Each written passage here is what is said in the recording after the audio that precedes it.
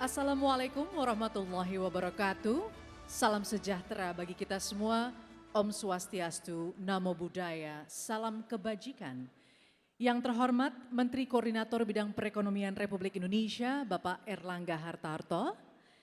Yang kami hormati Menteri Energi dan Sumber Daya Mineral Bapak Arifin Tasrif, seluruh panelis high level dan moderators, para pimpinan kementerian, lembaga, pemangku kepentingan, praktisi dan akademisi, perbankan dan lembaga keuangan, lembaga penelitian, mahasiswa dan media, serta hadirin yang berbahagia. Puji dan syukur kita panjatkan kehadirat Tuhan Yang Maha Esa karena pada pagi hari ini kita semua bisa berkumpul di sini pada acara Seminar Nasional Outlook Perekonomian Indonesia dengan tema Optimisme Penguatan Ekonomi Nasional di Tengah Dinamika Global. Bapak Ibu, dalam rangka memastikan tercapainya pertumbuhan ekonomi jangka menengah dan panjang, maka pertumbuhan ekonomi juga harus inklusif dan berkelanjutan.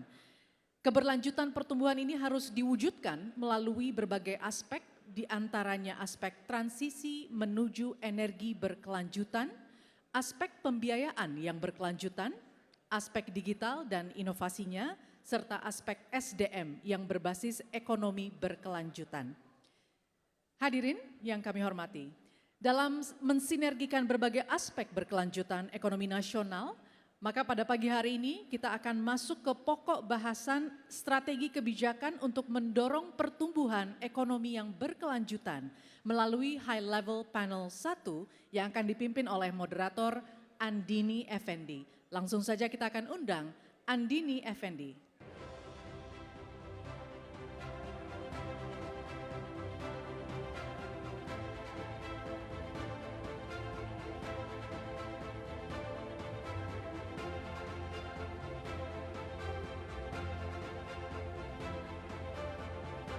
Assalamualaikum warahmatullahi wabarakatuh. Selamat pagi Bapak Ibu sekalian. Langsung saja kita mulai sesi pertama pada hari ini dengan judul Strategi Kebijakan untuk Mendorong Pertumbuhan Ekonomi yang Berkelanjutan. Saya undang narasumber sesi pertama Bapak Arifin Tasrif, Menteri ESDM Republik Indonesia. Pak Arifin silakan bergabung. Kemudian ada Pak Kartika Wirjoatmojo, Wakil Menteri BUMN Republik Indonesia. Pak Tiko, kami undang untuk langsung ke atas panggung Profesor Tetsuya Watanabe, President of Economic Research Institute for ASEAN and East Asia. Profesor Watanabe dan Profesor Ari Kuncoro, Rektor Universitas Indonesia. Gentlemen, the stage are yours. Silakan bergabung bersama saya di sini. Waktu kita sangat singkat sekali, jadi kita berharap akan lebih dinamis. Kita berharap akan lebih dinamis untuk diskusinya. Sayang sekali tidak ada tanya jawab pada diskusi pagi hari ini. Dan saya langsung mulai ke Pak Arifin. Pak Arifin, mungkin kita berbicara soal transisi energi. Pak Arifin boleh sharing bagaimana evaluasinya nih Pak sepanjang berapa udah hampir 5 tahun ini? Yang ini sudah oke. Yang ini aja Pak. Kemudian untuk kalau kita berbicara soal strategi kebijakan transisi energi untuk sustainable growth, bagaimana evaluasinya saat ini dan apa yang akan ditargetkan ke depannya? Silakan Pak Arifin. Baik, terima kasih Andini. Selamat pagi semua Bapak Ibu sekalian.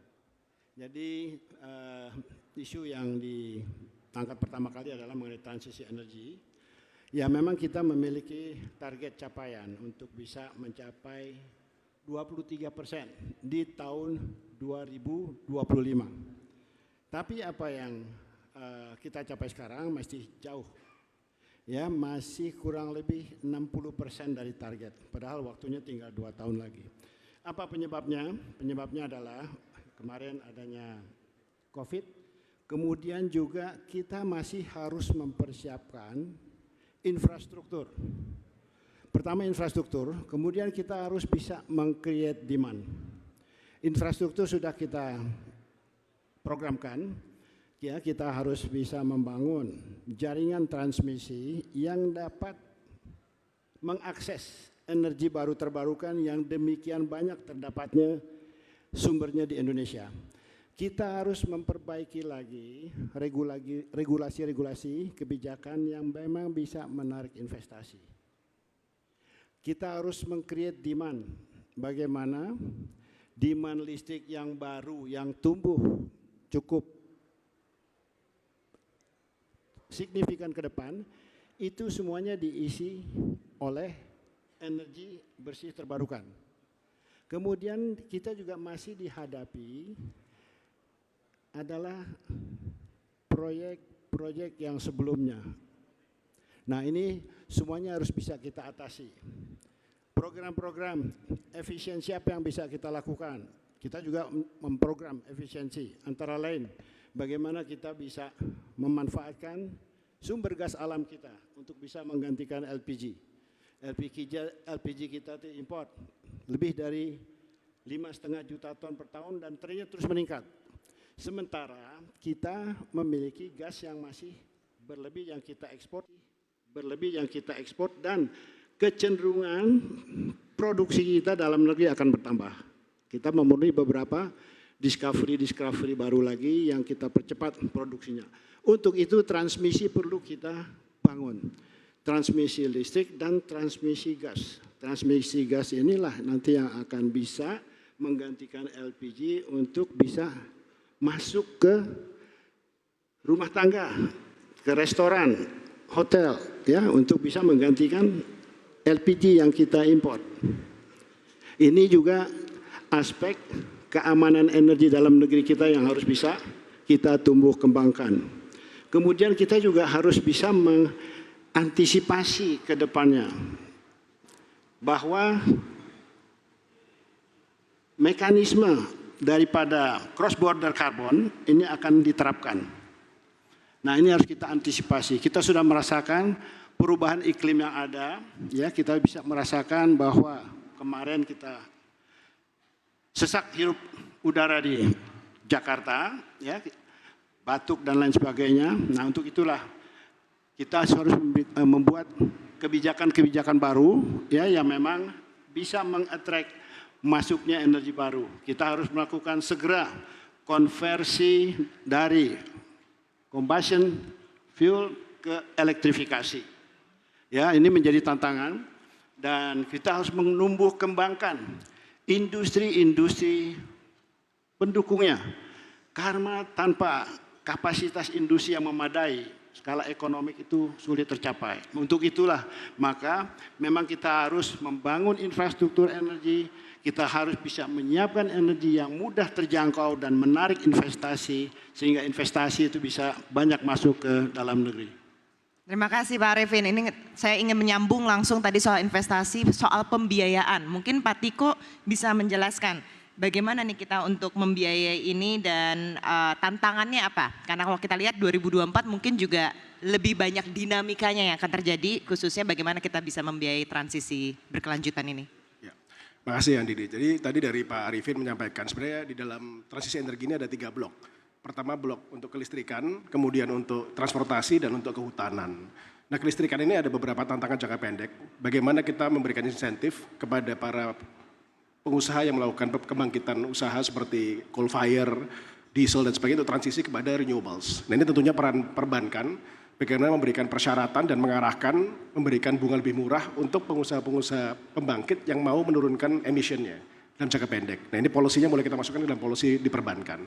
Tapi kemudian untuk transisi kepada renewables, memang tantangannya ada 2. Tadi Pak Arifin menyampaikan pertama demand supply di PLN. Nah, ini demand-nya udah mulai pick up sehingga kita percaya di 2024 ini kita bisa mulai lakukan bidding dalam skala besar untuk renewables.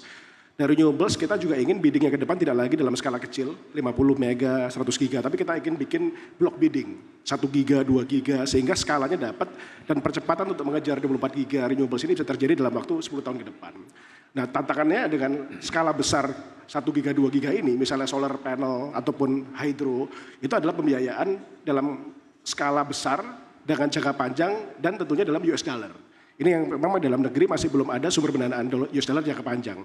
Oleh karena itu memang kita harus bisa mengengage international multilateral organization, ECA dan juga international banking community seperti melalui skema JETP dan sebagainya supaya ada pool of fund jangka panjang yang berskala besar.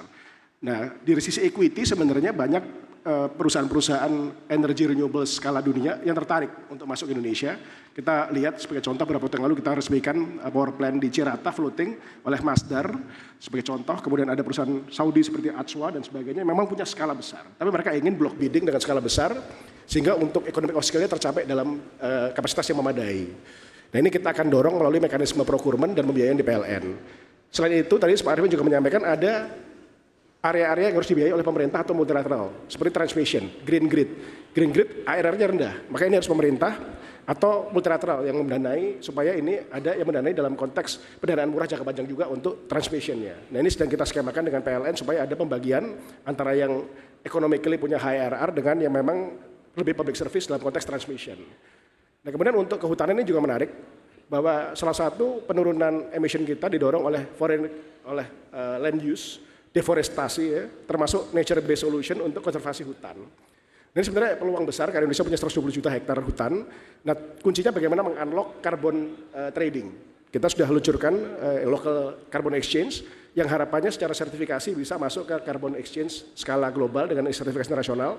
Nah nantinya kalau itu kita bisa masuk ke carbon exchange skala global, maka akan ada perusahaan-perusahaan yang bisa menjadi perusahaan yang berfokus kepada kehutanan untuk melakukan reforestasi atau mencegah deforestasi. Nah ini kita juga sekarang lakukan skema ini supaya seperti perusahaan-perusahaan yang bergerak di kehutanan, bahkan BUMN seperti perhutani bisa melakukan investasi untuk nature based solution, konservasi hutan, dan nantinya bisa mendapatkan revenue dari melakukan carbon exchange secara domestik maupun global. Nah kemudian blok terakhir terkait dengan EV. Nah EV ini ada dua tantangan. Pertama bagaimana ekosistem EV-nya yang sekarang sedang kita bangun bersama dari nikel sampai dengan ke battery pack.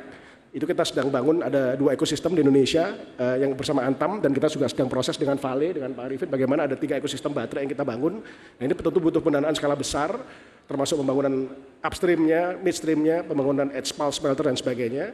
Tapi di sisi lain kita harus meng-create juga demand side-nya.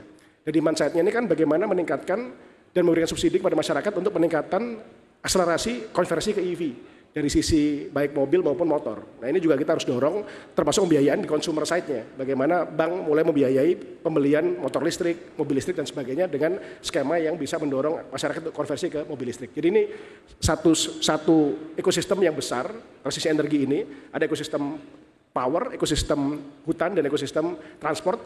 Nah ini kita lagi rancang berbagai skema, tapi tentunya tidak mungkin ini berhasil tanpa dukungan pendanaan internasional, terutama dengan skala besar dan dengan tenor yang panjang. Okay, I'll move on to Professor Watanabe. So you've heard of what we've done and then the current existing program that we want to push forward for Indonesia. What, maybe from you, you can share your insights and what can we done more so we can make this program more sustainable and also successful. Thank you very much. In general, in terms of digital economy, Indonesia, the agenda on the digital economy is in a good shape, increasing the country's competitiveness, improve manufacturing performance and the productivity. Digitalization can help the economy to achieve economic growth of 6 to 7%, increasing share of manufacturing, and also net export to overall GDP. This is made possible through the deployment of digital technologies, AI, cloud computing, and big data technology, and also comprehensive approach to innovation has been very successful in the area of digital technologies. And also Indonesia has a fast-growing online market, and our research project predicted that the e-commerce market will keep growing at average rate of 25% per year from 2021 to 2025. And Indonesia also stands out as one of the largest market of startup investment, surpassing Singapore currently. That is a huge development. Of course, there are some challenges to digital transformation, but Indonesia benefits from its relatively young population and demography and high literacy rate. Digitalization facilitating self-learning and online training, large pool of young and educated youth, people will be an asset for economic development in Indonesia in the coming future. This provides an environment conducive to leapfrog innovation. And I think one of the critical challenges for Indonesia is, as we discussed, Minister Arifin and Excellency discussed the energy transition, and it's one of the critical challenges is how to integrate sustainability in newly created digital economy to ensure that digital innovation becomes sustainable and inclusive. That's a challenge. So digitalization and sustainability can flourish together and achieve its twin goal of economic growth and net zero target. Business can promote energy efficient data centers, reduce economic waste, and ensuring responsible sourcing of digital materials. So in short, integrating sustainability in digital education and awareness program can also cultivate and change the mindset of young people, environmentally conscious among digital users in Indonesia. I wish I'm still learning Bahasa, so sorry to speak in English. No worries. We also provide translating device bagi Bapak Ibu yang butuh alat penerjemah. Kita sudah menyediakannya di luar, jadi mohon bisa minta ke panitia. Saya langsung ke Profesor Ari. Profesor Ari, kalau kita bicara soal transisi yang berkelanjutan untuk pertumbuhan ekonomi, tentunya kita butuh SDM yang siap. Nah, bagaimana ini dari kesiapan dari hulunya untuk mempersiapkan untuk masuk ke sisi industrinya, apakah sudah mencukupi SDM kita supaya SDM ini tidak hanya mampu tapi juga yang berkualitas. Kondisinya saat ini seperti apa? Ya, ada yang menarik ya, perkembangan terbaru. Perkembangan terbaru itu adalah Global Talent Index tahun 2023. Jadi Indonesia itu antara 2019 sampai 2023 itu memanjat 14 anak tangga. Nah, membaik.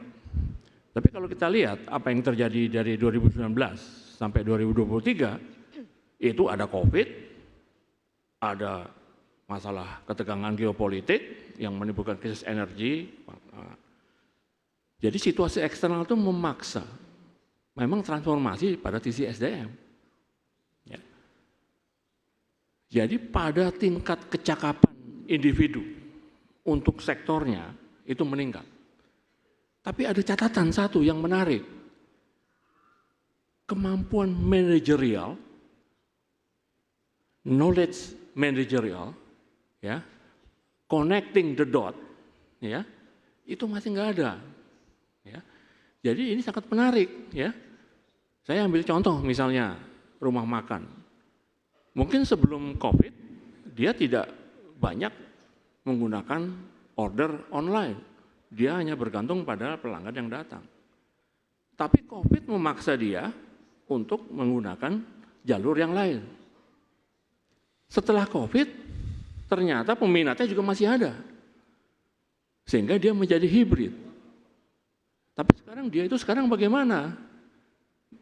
Dari yang tadinya hanya datang menunggu pelanggan, sekarang dia harus memanage bisnis cabang online dan cabang offline. Itu yang disebut sebagai naik tangga. Dia harus melihatnya dari balkon. Nah, supaya berkelanjutan, sustainable, maka sistem pendidikan harus mereplikasi transformasi ekonomi yang terjadi. Jadi dia dengan kemampuannya yang ada, dia sekarang harus lebih sebagai manajer. Lalu bagaimana siapa yang masak? Ya, dia bisa melatih orang, mungkin dari keluarganya. Dan itu terjadi di mana-mana. Ya. Istilah agribisnis itu menggambarkan bukan hanya agriculture-nya saja, tapi ada bisnis yang lain. Mulai dari pembibitan, ya, sorting, pemilahan, sampai marketing online. Pertambangan juga sama. Dulu berpikir bahwa ini hanya pertambangan, sekarang karena geopolitik, mereka berpikir, oh bagaimana kalau kita melakukan recycling? Recovery rate-nya berapa? 90%. Oh kalau gitu yang ditambang tidak perlu terlalu banyak. atau mencari material baru. Ya. Misalnya tentang bagaimana CO2 bisa digunakan untuk tenaga menyimpan energi dengan merubahnya menjadi bubuk. Namanya sodium format, saya juga perlu dengar. Rumus kimianya SCHNaO2. Nah itu perguruan tinggi bisa masuk. Ya, mungkin kalau individu perusahaan itu agak susah, karena mahal juga. Ya, kita bisa masuk. Jadi SDM 1 adalah dia harus bisa level managerial, connecting the dot. Yang kedua, level rantai pasokan itu harus dipelajari mulai dari riset dasar sampai nanti ada implementasi. Ini transisi energi. Ya. Infrastrukturnya ada nggak? Bahan bakar fosil ke bahan bakar berdasarkan baterai. Kemudian dari segi cost, pelanggan gimana? Konsumen. Atau terjadi shift dari paradigma, bisa saja. Harganya sedikit mahal, tapi naik sesuatu yang lebih hijau energinya, itu jadi keren, bisa aja. Ya, itu yang saya sebut connecting the dot. Ya. Jadi dari segi manajerial, pada level produksi, tadi saya katakan, saya ambil contoh ya, rumah makan, sampai pada riset development, perguruan tinggi, harus, berarti ini akan sustain. Karena kalau tidak, Indonesia akan jadi pasar lagi. Ya, nah ini kita karena peluangnya banyak. Ya, ada konflik geopolitik yang ini menawarkan riset. Ini menawarkan riset. Saya udah ngomong, nggak usah ngomong dari negara mana. Tapi itulah soft power. Ya, soft power itu digunakan adalah, oke, kamu ikut saya, ikut riset mau nggak? Oh ya, oke. Tapi kalau kita lihat lebih jauh lagi, ya ada ininya apa ya. Tapi kita ya udahlah. Kita manfaatkan lah, misalnya ada gajah sama gajah ya, lagi berselisih, pelanduk yang cerdik harus dapat mengambil manfaat. Terima kasih. Oke, saya mau encourage untuk discussion dari para speakers ini. Kita memanfaatkan waktu yang tersisa di sini. Jadi kita lihat 2024, the winter is coming, season 2 maybe. Jadi gimana kita mempersiapkan ini supaya Indonesia bisa pertumbuhan ekonominya tidak hanya sustainable, tapi juga lebih ajak, lebih mantep, lebih kuat begitu. Tadi kita sudah dengar dari Pak Arifin sudah apa yang dilakukan dan apa saja tantangannya. Pak Tiko juga bilang nih itu banyak peluang sebenarnya untuk berbicara pembiayaan. Profesor Ari juga bilang ternyata SDM kita sekarang jauh lebih dinamis, jauh lebih agility-nya ada di Indonesia. Kemudian juga ada inovasi digital. Apalagi nih yang dibutuhkan supaya kita tuh bisa lebih inovasi mungkin atau approach yang bisa lebih tangible supaya kita tuh bisa save paling enggak for the next 5 years. Silakan, saya buka kesempatannya Pak Tiko, silakan. Baik, jadi kalau kita lihat pertumbuhan ekonomi kita pasca COVID 2 tahun terakhir banyak didrive oleh peningkatan ekspor dari komoditis ya, terutama nikel, coal dan CPO. Nah ini di tahun ini kalau kita lihat itu harga-harga komoditas mulai turun. Nah kita mulai benar-benar harus fokus kepada engine ekonomi yang lain yaitu household consumption dan investments. Jadi ini memang harus kita dorong supaya household consumption bisa tumbuh di atas 6% dan investment juga tumbuh di atas 10%. Nah ini memang perlu satu strategi khusus untuk household consumption. Sebenarnya peran daripada UMKM besar sekali karena sebenarnya di Indonesia ini 65% dari perusahaan itu adalah perusahaan UMKM dan itu menyerap hampir 90% tenaga kerja. Memang memperkuat daripada ekosistem e-commerce, ekosistem trading dan ekosistem pertanian itu penting sekali untuk meningkatkan kualitas dan menaikkan kelas dari UMKM baik melalui supply side-nya maupun juga dari sisi demand side-nya termasuk pembiayaan kurnya. Jadi ini perlu kita dorong terus supaya UMKM-nya bisa naik kelas, bisa meningkatkan daya beli masyarakat dan kemudian meng-create household consumption yang tumbuh lebih cepat. Dan kita mesti memperhatikan juga masyarakat di pendapatan menengah bawah supaya disupport terus dengan bansos dan penguatan dari sisi kekuatan sosialnya mereka. Nah untuk sisi yang lokomotifnya investment, kita ada beberapa topik besar, tentunya hilirisasi menjadi salah satu topik untuk engine investment besar ke depan, tentunya dengan berbagai macam hilirisasi mulai dari nikel, bauxite, aluminium, copper dan sebagainya, ini engine besar untuk investment. Tapi juga jangan lupa juga kita memang harus kembali refocusing kepada manufacturing side. Karena manufacturing side kita, terutama yang padat karya, perlu ada insentif untuk bisa revive lagi, karena kita butuh employment besar. Jadi kita perlu juga program investment untuk meningkatkan industri padat karya manufaktur, tapi juga bagaimana industri manufaktur yang high end. Nah ini industri manufaktur high end, kita bisa fokus misalnya ekosistem EV battery dan turunannya, mulai dari smelternya sampai dengan prekursor, katoda, anoda, battery pack. Tapi kemarin juga kita dari US ada kesempatan untuk dapat ruang untuk mengekspor semiconductor juga. Nah ini perlu kita gali gimana industri yang high tech juga tumbuh, termasuk manufaktur menengah. Ini sebagai contoh, bisa saja industri seperti perkeretaapian, INKA, itu dengan demand dalam negeri, kita bisa membangkitkan ekosistem supply chain perkeretaapian, mulai dari produksi kereta apinya sampai berbagai macam produksi baja dan sebagainya. Nah ini tentu kita selain tadi mendorong UMKM, memastikan daya beli masyarakat tumbuh dengan baik, tapi juga meningkatkan lokomotif investasi dan mendorong industri manufaktur padat karya. Ini saya rasa 3 hal yang memang perlu kita fokuskan untuk 5 tahun ke depan. Silakan, Prof. Ari. Dari SDM, ada yang harus dirubah.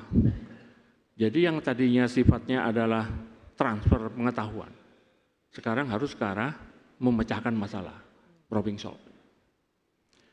Jadi ujian itu tidak memindahkan buku teks ke kertas ulangan, tapi harus diarahkan ke pertanyaan yang sifatnya esai. Kalau perlu take home, karena yang dipentingkan itu adalah yang buku teks itu kan masa lalu. Sekarang dia berpikir ke masa depan. Ya. Jadi bukan berarti dia harus apal bab 1, bab 2, bab 3, tapi dia menggunakan bab 1, bab 2, bab 3, bab 4 untuk mencoba menyelesaikan masalah yang tidak ada babnya di dalam buku teksnya itu. Ini menimbulkan situasi ya, di mana nanti kalau dia SD, SMP, SMA pada saat perguruan tinggi, pada situasi yang memerlukan connecting the dot ini, UKM perlu dibiayai. Dia harus pakai digital. Tiba-tiba ada yang, oh saya minta kopi Anda dong. Kompleks. Kalau sudah terlatih dari mulai tahap elementary school sampai ke atas, dia akan bisa melakukan transformasi lebih singkat. Ya. Kemudian satu lagi yang perlu dilakukan itu adalah simulasi dunia nyata. Ya, karena itu misalnya mengundang praktisi untuk memberikan pengajaran kuliah itu menjadi penting dalam situasi triple helix. Kemudian sebaliknya, guru atau dosen melihat ke industri. Mahasiswanya magang, ya. Siswanya magang. Jadi proses daripada pembentukan transformasi ekonomi ini terjadi dalam DNA-nya dia, tidak semata-mata instruksi, tapi memang sudah reaksinya memang seperti itu, ya. Nah, salah satu yang barangkali yang kita agak underestimate itu adalah cuti akademis bagi pengajar atau dosen yang diperlukan untuk dia upgrade. Ya, sabbatical istilahnya, kalau di perguruan tinggi. Ya. Itu 3 bulan, 5 minggu, segala macam, dia belajar dari luar.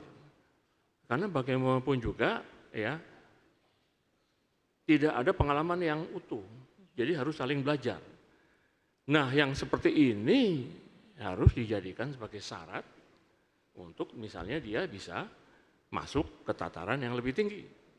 Ya, misalnya kalau di kami, menjadi lektor kepala terus guru besar gitu ya.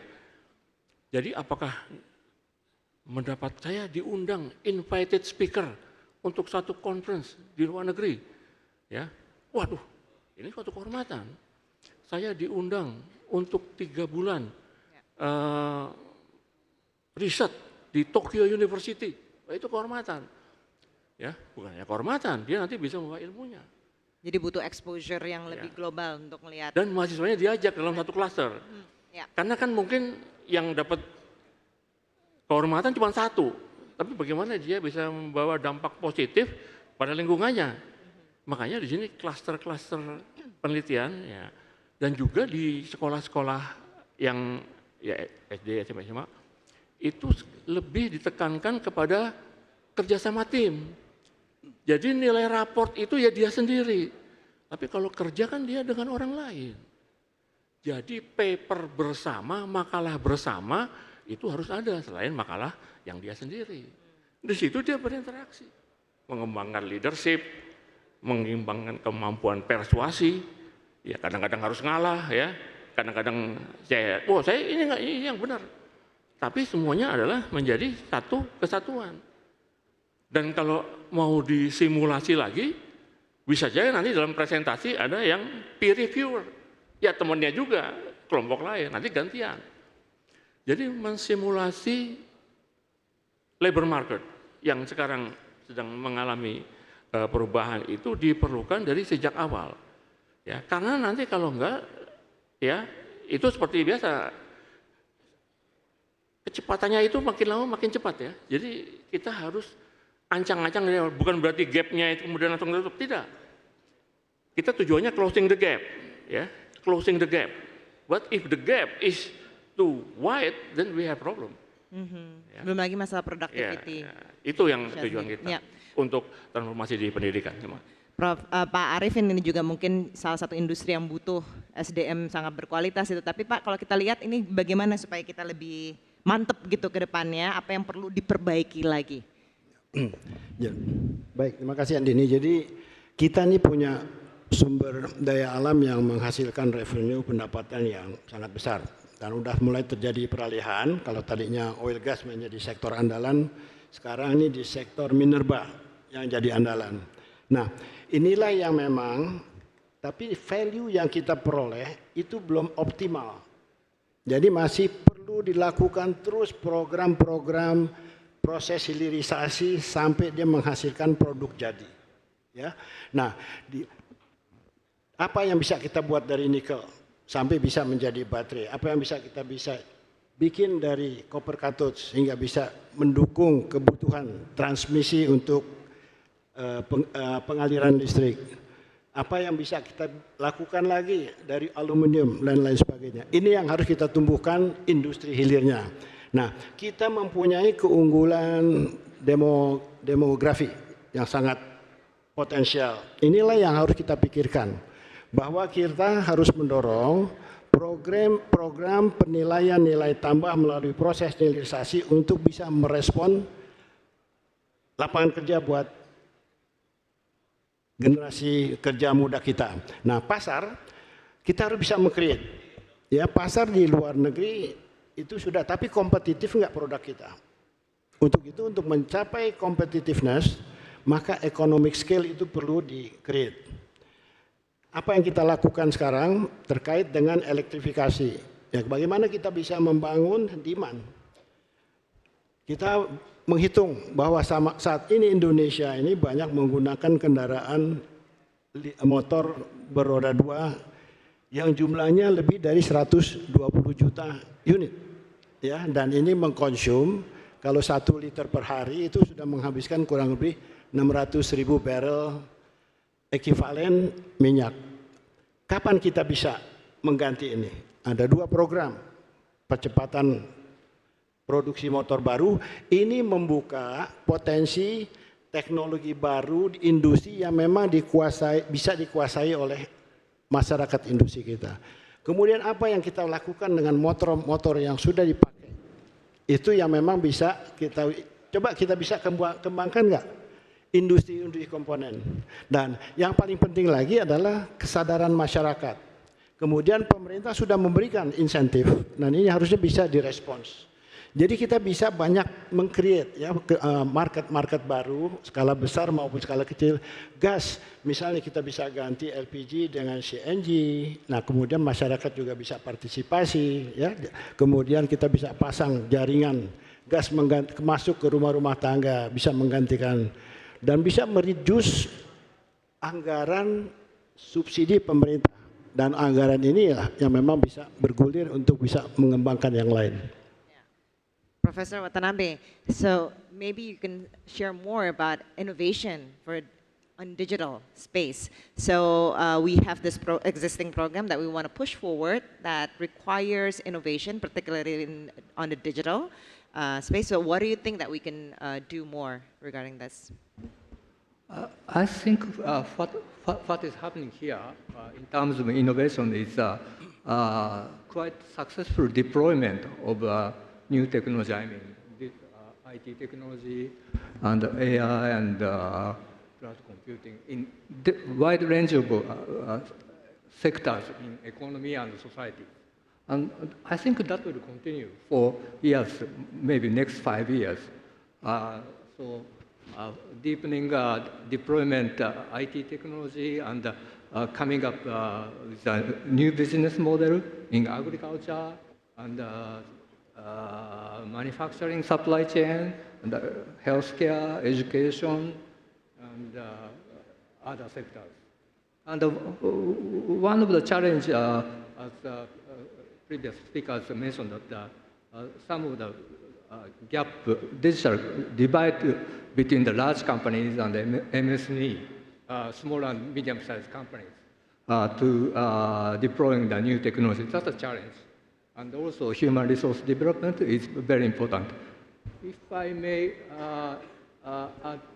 just say on the energy transition, as Pa Arifin mentioned, that it's a huge potential, and many investors are coming here, co-firing and CCUS and other huge potential for investment to facilitating energy transition toward a net zero target. So that is also another area for economic potential for next 5 or 10 years to come. And also carbon market and financial mechanism is very important. And that's a challenge, but I think new model is coming from here for how to finance energy transition, and also to create a new system for carbon trading, both domestically and also regionally. And so geopolitics was mentioned, and so many investors outside are looking at the Indonesian market for the opportunity for investment, and they would like to increase their supply chain here in Indonesia. That's a huge potential and opportunity for this country. So we don't have to have a missed opportunity. Mungkin tanggapannya langsung dari Pak Mas Diko, kemudian Pak Arifin dan Prof. Ari. Dari masukan-masukannya ini kita punya banyak sekali peluang, tapi ada beberapa hal yang mungkin harus lebih dilakukan. Tadi seperti kata Profesor Watanabe, silakan. Ya. Kan kalau kita lihat di tahun 2021-2022 kemarin kita fokus recovery post-COVID ya. Kemudian tahun ini kita dengan konsolidasi fiskal, Bu Sri Mulyani, dengan konsolidasi moneter, kita bisa jaga stabilitas makro kita.